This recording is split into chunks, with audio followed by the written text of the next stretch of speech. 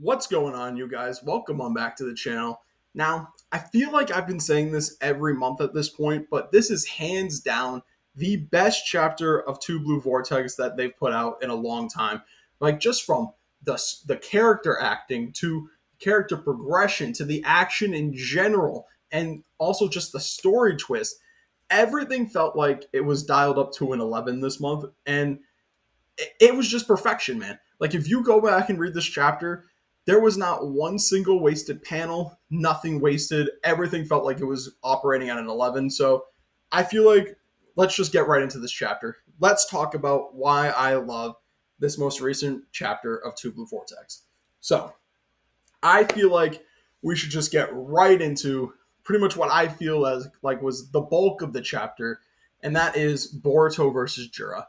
Now, Boruto versus Jura has been a very interesting fight for me because I thought that Boruto actually had the potential to beat Jura, right? I thought he was going to be able to do it because I thought this was going to be Boruto defying fate and he was going to beat Jura and pretty much beat everything like Kashin Koji was saying that Jura would just kill him if they fought. I thought Boruto was going to rewrite history right there and not lose to Jura, and he was actually going to beat Jura. Well, that's not happening anymore because throughout this fight, you get to see just how severely outclassed Boruto is against Jura. And this is something that we haven't really been accustomed to seeing for a very long time because even in part one, going into part two, throughout both series of Boruto really hasn't really struggled like this in a very long time. I can't really remember the last time Boruto struggled like this against an enemy. Like, that's how long it's been. It's been years since we've really seen Boruto struggle against an opponent in a fight. So this was actually very refreshing to see because throughout Two Blue Vortex, even though this is Boruto is hands down one of my favorite protagonists in all of manga right now, I was looking forward to seeing what Boruto looks like when he's losing, when there's really no hope for him to win against an opponent. So we finally got that within this chapter. Like, Jura had his number for everything that Boruto was trying to do, and it culminated with Boruto essentially getting knocked out holding on to Sasuke's sword. Like, I was not expecting to see that. I thought Boruto had the potential to win this fight, but what I also liked about this chapter is that Boruto losing this fight was all part of his plan. That's like the key thing about this that I love. So moving away from the fight now, going into the story twist, Boruto essentially planning all of this and setting all of it up so it goes this way was genius. Like, he's the reason that Delta was there to pick up Konohamaru and Mitsuki and Sarada, right? He planned that out. Now he's got Kawaki pulling up, he's essentially changing fate because Kashin Koji pretty much predicted that, or he saw that Boruto was going to die against Jura, and that was it. There was no other outcome that could change anything. This was like a predestined path that Boruto was on for this timeline. If Boruto did what he was going to do this chapter, he was going to die. So Kashin Koji had essentially just been waiting for Boruto to die at this point. Like, as soon as Boruto left, he essentially he essentially accepted that this was it for the world. That Boruto was going to die at the hands of Jura. But then you see Kashin Koji get an update. And what was cool about this update is that it's rewriting everything. It's adding new things to pretty much what his ability. He's seeing all these new different things. Like, he's seeing something with Inojin, then he's seeing something with Hidari, then he's seeing something with Himawari. He's seeing so many different things that have the potential to alter the story again. Like, that was just amazing to me. I couldn't believe what I was seeing, man. And then it culminates with Kawaki showing up. Kawaki is the variable that was never even on the table for this timeline for Kashin Koji, because Kawaki was always a non-starter in these because Kawaki was either viewed as the enemy or he was going to die. There was really no scenario in Kashin Koji's predictions that could predict that Kawaki would help them.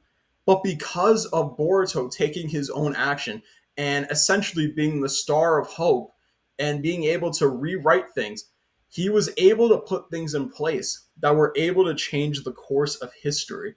And now, because of Boruto's actions within the story, he's changing history. He's the star of hope, man. Like, he's showing that he has all the power that he needs at this point. This is essentially his talk no jutsu, but this is a talk no jutsu that I like because he's essentially able to rewrite like history. He's able to rewrite the story like in ways that benefit him.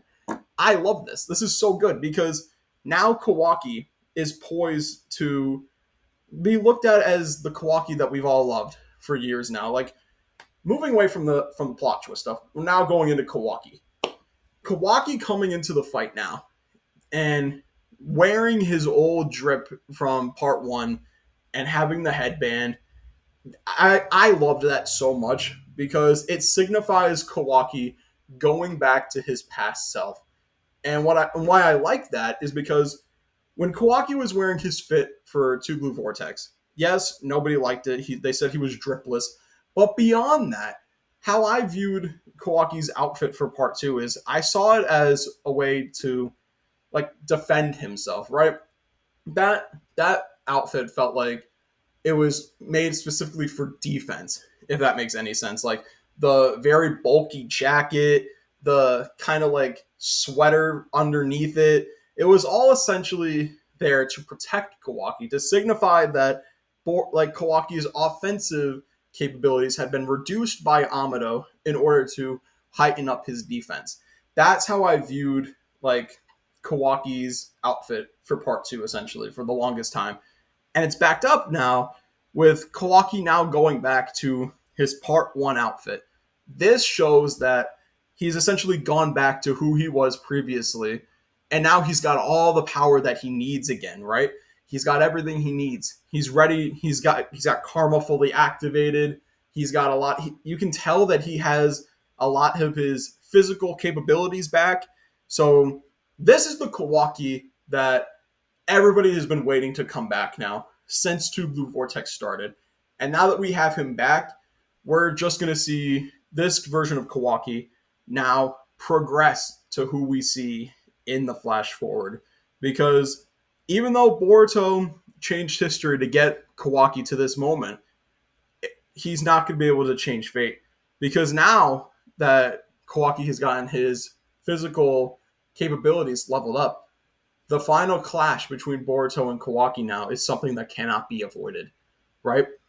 Kawaki is going to want to wipe out Boruto at some point, and I think it's only going to be heightened because I feel like Momoshiki is going to make his appearance next chapter. I know, I've been saying it for pretty much a year now that Momoshiki is going to show up at some point, but this is the best chance now for Momoshiki to make an appearance and like mess things up within the story. If Momoshiki pulls up next chapter, like he starts to take over Boruto, that changes literally everything in terms of like what Kashin Koji was seeing and everything that's going on in this like version of the timeline that they've been seeing. Because none of these timelines really factor in what happens if Momoshiki takes over. None of those have been a factor in my opinion. So now we could see what happens if Momoshiki takes over Boruto. How does that change the timeline? Does Kawaki switch from his attention from Jura to Boruto? What happens? How does that alter the story?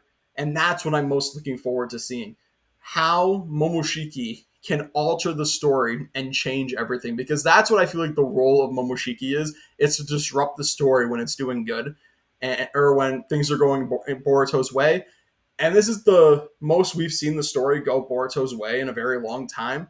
So I think now is the perfect time for Momoshiki to re-enter the story and disrupt everything. But I think that's going to do it for me for this month of Boruto. Let me know what you guys think down in the comments below. How did you guys feel about this chapter? Did you love it as much as me? I'm really looking forward to hearing what you guys have to say.